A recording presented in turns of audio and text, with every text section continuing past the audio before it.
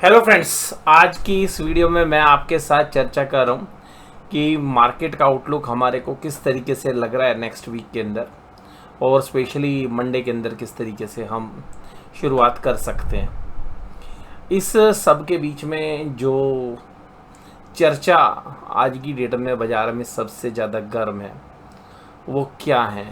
Media reports भी हैं, newspaper में भी कुछ चीज़ें चल रही हैं, और उन चीज़ों का मैं एक यहाँ पे एक ब्रीफ आपके साथ बात करता हूँ।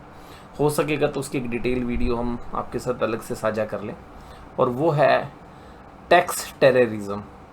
सर, ये टैक्स टेररिज्म शब्द का उपयोग ना करें, ये अच्छा नहीं लगता है, लेकिन मैं इसकी जगह दूसरा शब्द उपयोग में ले लेता हूँ, टैक्स का अत्याचार। यानी कि जो अखबारों में खबर चल रही है, अगर उनको हम ध्यान रखें, अगर ऐसा होता है तो मुझे लगता है कि स्टॉक मार्केट के ऊपर एक टैक्स अत्याचार ही होता हुआ नज़र आएगा। जो खबर है वो ये है कि एसटीटी बढ़ सकता है एफएनओ ट्रेड के ऊपर, क्योंकि सरकार एफएनओ ट्रेड को रिस्ट्रिक्ट करना चाहती है। ये कोई लॉजिक नहीं है, मुझे नहीं लगता कि ये सही उपाय है, लेकिन ये चीज़ें जनरली ट्रेडर्स के प्रॉफिट को रिड्यूस करेंगी। और भाई, जिसने एफएनओ ट्रेड करना है ना, उसको आप एसटीटी ज़्यादा भी लगा दोगे तब भी वो करेगा। सीधी सी बात यह है कि सरकार जिस तरीके से सिगरेट को बंद नहीं करेगी, उससे चाहे देश में कितना ही कैंसर फैलता रहे, लेकिन सरकार को अपनी टैक्स वसूली से मतलब है। उसमें स्टेट गवर्नमेंट भी है, सेंट्रल गवर्नमेंट भी है, और किसी भी पार्टी की कोई सरकार हो, और सबको उससे सरोकार है। तो मैं मानता हूँ कि उसी तरीके से सरकारी टैक्स बढ़ाती रहेंगी, और हो सकता है कि एसटीटी भी बढ़े, जैसे कि अखबारों में खबर है। फिर एक दूसरी खबर आ रही है कि एफएनओ ट्रेड्स को रिस्ट्रिक्ट करने के लिए जो टैक्स रेट है वो 30% कर दिया जाएगा। और भाई, 30% तो अभी भी है, लेकिन उसके सामने कोई खर्चे अलाउ नहीं होंगे। लॉटरी इनकम की तरह उस पर टैक्स किया जा सकता है। अगर ऐसा होगा तो ये बहुत बड़ा अत्याचार ट्रेडर्स के साथ होगा, क्योंकि आप जो टैक्सेस है, ये भी टर्नओवर टैक्स, जो एनएससी के जो ट्रांजैक्शन टैक्स हैं वो अलग से लेती है सरकार, एसटीटी लेती है, उस जो भी ब्रोकरेज लगती है उसके ऊपर जीएसटी लगता है। तो यहाँ पर भी जो है, मुझे लगता है कि सरकार अगर वो टैक्स लगाती है तो ब्रोकर पे कोई फ़र्क नहीं पड़ना, एक्सचेंज पे कोई फ़र्क नहीं पड़ना फिर भी रिटेल इन्वेस्टर्स के ऊपर, एचएनआई पे पड़ेगा तो पड़ेगा, लेकिन ये बहुत भारी पड़ जाएगा। तो इसका मतलब है कि जो एफएनओ का मेजर पर्पज़ है, अगर ऐसा होता है लॉटरी की तरह टैक्स लगाएंगे, तो फिर एफएनओ की ज़रूरत ही नहीं है भाई, उसको हटा दो। क्योंकि आप कहते हो कि जी एफएनओ तो एक हेजिंग टूल है, तो अगर वो हेजिंग टूल का तो पर्पज़ ही ख़त्म हो जाएगा ना, अगर आप उसको लॉटरी टैक्स में लगाओगे।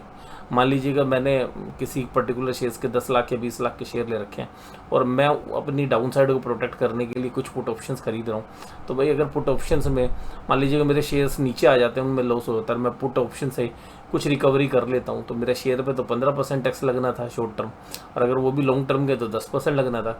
लेकिन अगर ये लॉटरी वाला टैक्स लग गया तो फिर क्या, मुझे तो टैक्स देना है, लॉस सेटअप होंगे नहीं। तो अल्टीमेटली ये तो फिर वो हेजिंग का पर्पज़ ही ख़त्म हो जाएगा। अगर ऐसा होता तो बहुत बड़ा अत्याचार होगा। उसके बाद एक चीज़ और सुनने में आ रही है कि इसको स्पेकुलेटिव की कैटेगरी में डाल देंगे। तो भाई, वो स्पेकुलेटिव की कैटेगरी में क्यों डाल देंगे?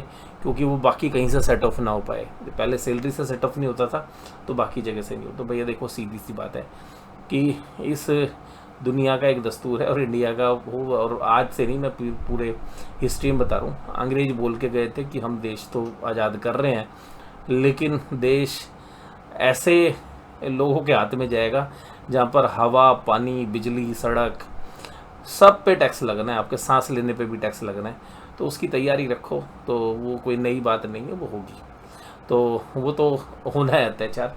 तो अब शेयर बाज़ार में उसका रिएक्शन क्या होगा, ये तो अभी खबरें 4 दिन पहले भी चल रही थी, तो लेकिन धीरे धीरे खबरें पनपती हैं, और सैटरडे संडे वीकेंड पे लोगों को सोचने का समय मिलता है।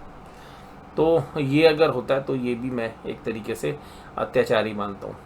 देखिएगा, जहाँ पर कंपनी बना के टैक्स आप देते हैं तो वहाँ पे लोअर टैक्स है, और जो एक इंडिविजुअल बेचारा जिसके पास संसाधनों को इकट्ठा करने की भी ताकत नहीं है, उससे आप 30% टैक्स ले रहे हैं, अगर हाई टैक्स स्लैब में अगर आ रहे हैं तो। और उसके बावजूद भी अगर ये set of carry forward STT बढ़ाना, अगर ये सारी बातें होती हैं तो ये बाज़ारों के अंदर काफ़ी ख़तरनाक हो सकती हैं।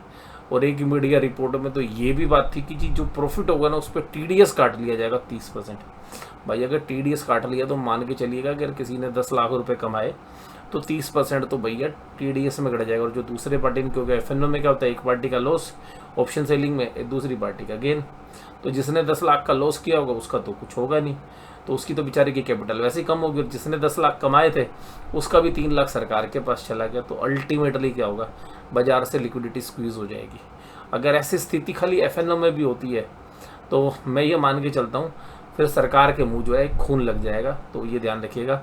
फिर एलटीसीजी भी बढ़ेगा और एसटीसीजी भी बढ़ेगा। इस बार नहीं बढ़ेगा, अगली बार बढ़ जाएगा। और मुझे लगता है कि अगर इतना होगा एफएनओ पे तो भाई एसटीसीजी और एलटीसीजी की भी टैक्स रेट की तलवार हमारे गले पे आएगी।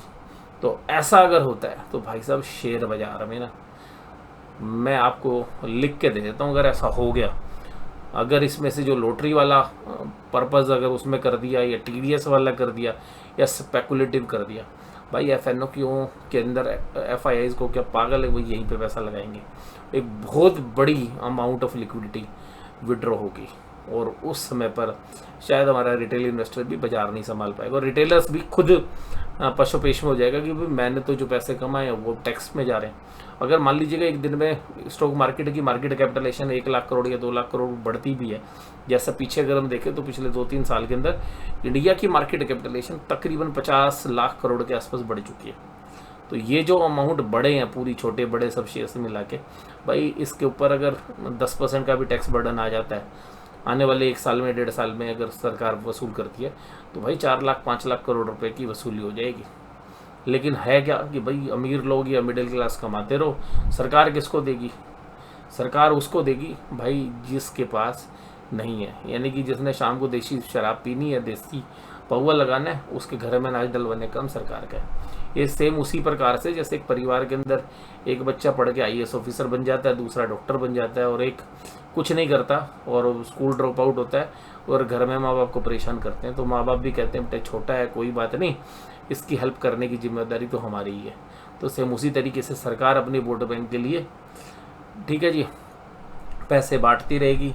कोई अनाज बांटेगा, कोई पैसे बांटेगा, कोई खटाखट बांटेगा, कोई घटाघट बांटेगा और कोई सटासट बांटेगा। पर ये चीज़ें चलती रहेंगी और भाई सरकार चलानी है तो ये देश में होता रहेगा और इसका जो जिम्मेदार है वो कुल मिलाकर हम ही हैं, क्योंकि हम जितने लालची होंगे तो भाई उसका भुगतान तो करना ही पड़ेगा।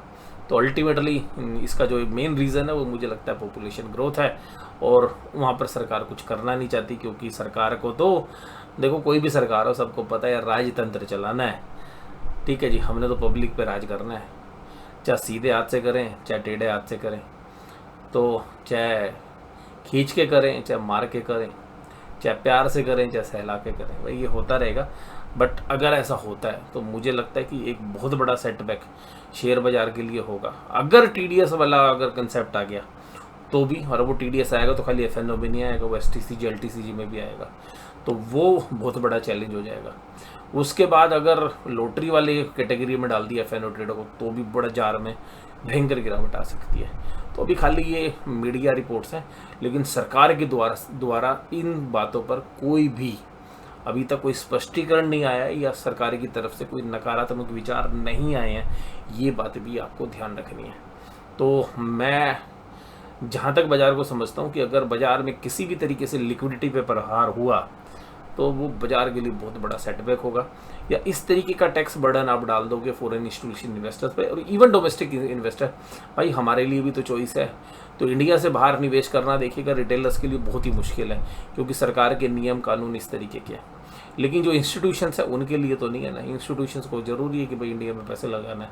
इंडिया के कंपेरेटिवली बाज़ार आपको तुर्की के बाज़ार मिल जाएंगे, आपको और बहुत सारी इमर्जिंग इकोनॉमीज़ में ब्राज़ील मिल जाएगा और बहुत सारी ऐसी कंट्रीज़ हैं जहाँ पर एफआईआईज कंफर्टेबल हो जाएंगे अगर इस तरीके से टीडीएस काटने का प्रोविज़न आ गया, या उनके लिए हैजिंग की सुविधा ही उपलब्ध नहीं हो। अगर एफएनओ ट्रेड्स के अंदर हैजिंग के ऊपर भी अगर कोई गेन या लॉस हुए, अगर वो लॉटरी में या स्पेकुलेटिव में चले गए तो हैजिंग का पर्पज़ ही ख़त्म हो जाएगा। तो इस तरीके की कोई भी चीज़ें चल रही हैं तो वो मुझे लग रहा है अभी तो बाज़ार लाइटली ले रहा है, लेकिन जब बाज़ार को लगेगा कि नहीं ये चीज़ें कन्फर्म हो सकती हैं, तो मुझे लगता है कि बजट से पहले बहुत बड़ा उतार चढ़ाव, या हम ये कह सकते हैं कि बहुत बड़ा भूकंप जो है शेयर बाज़ार में आ सकता है। तो यहाँ पर ये जो विचारणीय बातें हैं वो ये है कि सरकार की तरफ से किस तरीके के कमेंट्स आते हैं, मंत्री किस तरीके से बोल रहे हैं, सरकार के नुमाइंदे किस तरीके से बोल रहे हैं, इस पर विशेष ध्यान रखने हैं। और क्योंकि अगर ये होता है तो बेशक से रिटेलर भाई कैश में कितना ही पैसा डालता रहे, क्योंकि जो पैसा निकलेगा ना, अगर पूरे मैकेनिज्म को, सिस्टम को बदलने की चेष्टा करेंगे तो बहुत भारी पड़ सकता है।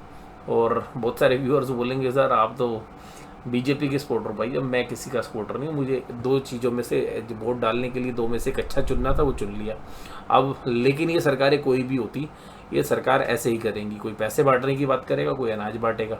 तो अल्टीमेटली जो पॉपुलेशन ग्रो हो रही है, तो जो पॉपुलेशन ग्रो हो रही है जो नहीं कमा रही है, उसका बर्डन उन लोगों के ऊपर आएगा जो कमा रहे हैं।